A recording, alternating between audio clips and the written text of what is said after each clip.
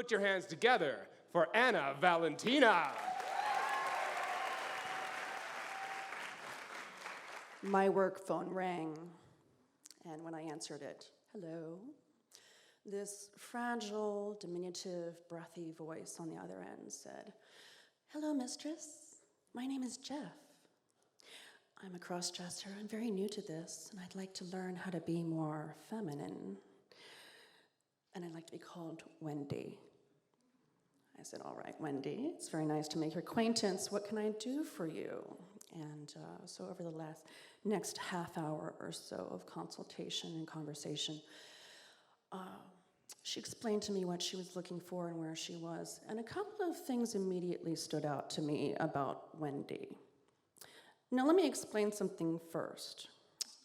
Cross-dressers are not trans women per se. They generally are heterosexual men who want to escape masculinity for a little while, indulge in their rituals and trappings of femininity, all the fun stuff, the dressing up, the makeup, the walking and feeling pretty and feminine and alluring in a way that men don't usually get to feel. Well, this was Wendy to a T. But usually how this happens is, when someone approaches me for a session, I do in-person sessions. And so they tell me, I'm 40, they give them their stats. I'm 49 years old, I'm 5'10" and 200 pounds, and so on. And I get prepared for the session. I get clothes for them, and I pick out makeup. And when they arrive for the session, I do a full makeover and make them feel very pretty. Well, Wendy, First of all, Wendy described herself as 5'1", 105 pounds, 25 years old, and a virgin. So completely ignorant of any kind of sex or something, sure, whatever. And the second part was that she wanted to do this over the phone. Like, I couldn't lay eyes on her to see what she actually looked like or, pick out clothes for her specifically. So this was going to be all imaginary, all done over the phone. Okay. Well, at the end of that consultation, we hung up, and I said, well, this is a little different, but I think I can do this. We'll see what I can do. I'm a very imaginative person, so fine. And I said, we'll see how bored she gets with this, if she's going to come back over and over again, or she's going to either schedule a session or biff off somewhere eventually, whatever. Well, she called back and kept calling back, and we fell into this kind of weekly routine where a couple times a week for an hour she'd call me, and I would describe to her things like, oh, I'm going to dress you in this beautiful mid-thigh length pink dress and take you to Embers, and I'm going to teach you how to flirt with the guys and brush your hair back and, be feminine and so on. And, and this continued for a while, sort of week after week after week, this continuing conversation wherein she got to explore her feminine side, and I helped her. I guided her, I coached her. This was not a sexual conversation. This was not phone sex. This was guidance and counseling and teaching, as if she were my little sister or something. Okay, so this rolls on for a while, and one day, I ask Wendy, so just in conversation, I said, so how old are you now, Wendy? And I'm fully expecting her to say, oh, I'm 31 or 32. And she comes back with, I'm 25. This was 6 years into our relationship. Yeah. So I said, oh, of course. And I just breezed on. In the back of my mind, of course, I'm thinking, okay, you are either a miracle of nature or this is a completely fantasy-based relationship. This is not, and a suspension of disbelief goes only so far, But it also told me that ultimately, she and I were not really ever going to meet, It's going to be sort of impossible eventually for her to keep up this presentation. So I said, all right, fine, not my job to ask further questions. And she didn't really reveal any intimate or detailed personal information about herself. It was all about the role play. Fine.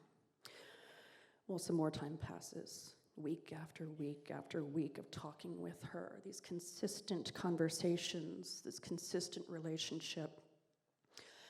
And I guess at some point, this remove from her. This, where my other clients, I can put my hands on them, I can look them in the face, look them in the eye, and get a real sense of them. And after a session, we might unwind together, after I've whipped them and bound them and so on. And we might sit down together afterwards and come down and talk a little bit, usually them to me, about their wives or their jobs or their children or whatever. Just kind of, I'm their confidant. This was different. With Wendy, I knew I'd never see her. I wasn't going to run into her at a nightclub or a fetish party or a restaurant. She wasn't going to meet my parents or my friends or anything like that. This is purely, I could literally tell her anything I wanted to, really.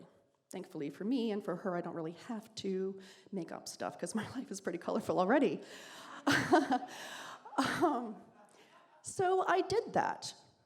I started telling her about my real life, about my real friends, about the birthday party I went to over the weekend where I made out with a famous mistress, about the other birthday party, my birthday party, where one of my friends sucked off another friend for my enjoyment at the end. And all these little personal details. And so eventually when her questions about general things like, what do men like in sex, became, what do you like in sex?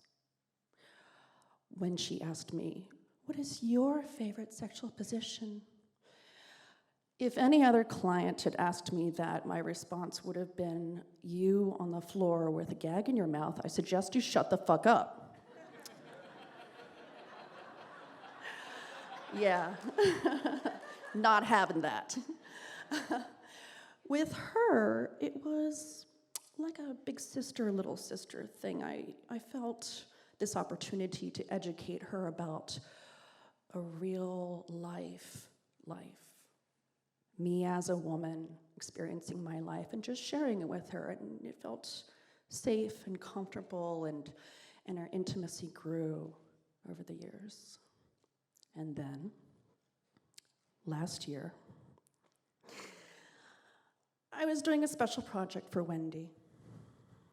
We were writing her a Craigslist ad so that she could find a nice dick of her own to play with. And yes, total feminine bottom seeks masculine older daddy type to orally service, and so on. And in support of this, we doubled up on our session times. So now 4 times a week for an hour straight, I'm talking to her and I'm answering detailed questions over and over and over again. And the questions veer into things like, should I date a gay man, a bisexual man, or a straight man?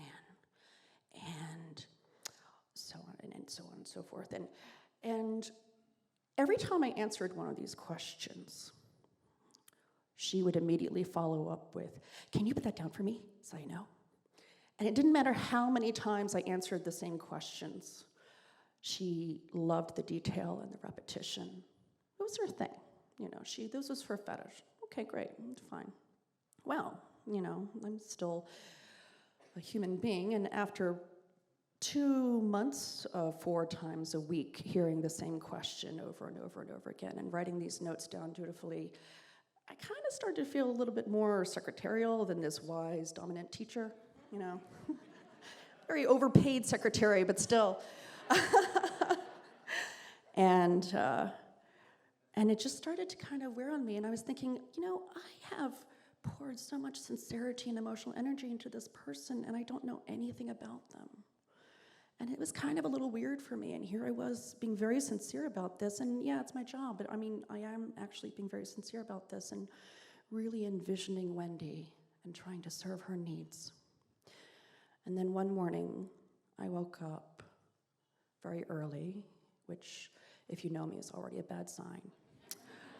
And I laid there in bed, and I thought to myself, in 6 hours, Wendy's going to call you, and you're going to hear, can you put that down for me?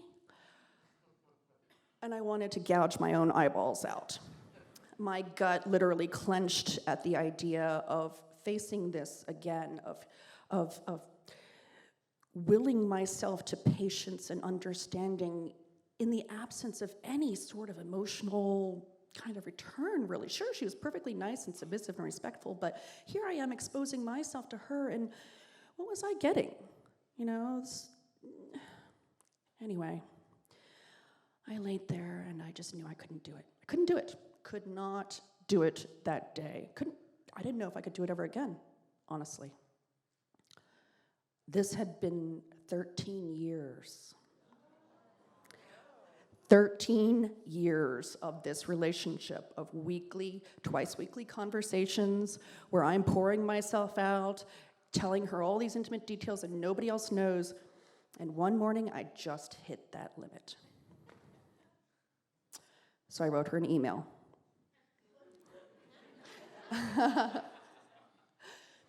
And it said, I need to take a leave, effective immediately. And I didn't say really for how long. I said, we'll see how things go. Because I really didn't know at that point. I didn't know what was going to happen. And I felt kind of guilty because you spend that long with anybody and you kind of form a bond, obviously. And then I said to myself, well, look, this is a professional relationship. She hasn't given you really anything of herself. You poured yourself into this. You have as much right to take a break as she does. Fine, all right. So I took the rest of the month off. And I took the rest of the next month off. And the month after that. 2 months, 3 months, turned into 6 months. And then one night, I felt a little more brave and curious than usual. And I decided, well, I might not actually talk to Wendy ever again, so maybe it doesn't hurt to kind of try to peek behind that veil and see what's going on. And of course, during the 13 years or so that she'd been talking, technology has allowed us all these little tricks that you can find out anything about somebody in 2 key clicks. So I took one of her envelopes that she always sent her payments in with her home address, yes, old school, and I sat down with my laptop and I plugged the address into Google Earth. And I zoomed in as far as I could on Skyview. And then I zoomed in as far as I could on Street View. And I wasn't really prepared for what happened inside me at that moment. Because here on one hand was Wendy, this young, blonde, innocent, eternal 25-year-old. And on the other hand was this multi-bedroom, single-family home in a quiet California suburb that had been owned by the same person for 14 years. So doing the math, you know, when she was 11 or 12 when she bought this house. You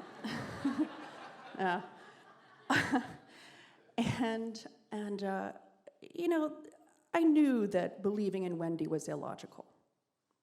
But seeing it in front of me, seeing this evidence in front of me was jarring. And honestly, it kind of crushed me a little bit because I realized the disparity. I realized that the person I knew as Wendy was not the person who lived at this address. And I thought, what am I going to do with this information? And then I realized something. Who Wendy was, who we had built Wendy to be over 13, 14 years of regular phone companionship, Wendy was real. Wendy existed with me and to me. This person who lived at this address was a stranger and would remain so. There was nothing that I could gain from trying to get to know this other person, this other reality, this stranger. And more importantly, if I tried to pursue that, Wendy could no longer exist. So I closed the laptop and I pushed it away. And I picked up my suspension of disbelief again. And this time, it wasn't because I was being paid to. It wasn't because it was my job. It was because Wendy really did become real for me. She had a part in my life now. That was undeniable. And so to honor that, I was going to just let go of whatever else could possibly exist outside of that. So when Wendy emailed me a few weeks later, and she asked, "Are you ready to talk again?" I said, "Yes, I am." And we started talking again, those wonderful, regular, twice-weekly conversations. And as if in some sort of unconscious signal to my search for her reality or place in my life, she did something she'd never done before. In that first envelope that she sent me with her first payment after we resumed, she included a handwritten note wrapped around her check. And in red felt-tip scrawl, it said, "You are the big sister I never had. I consider you family." And that is all the realness I could need.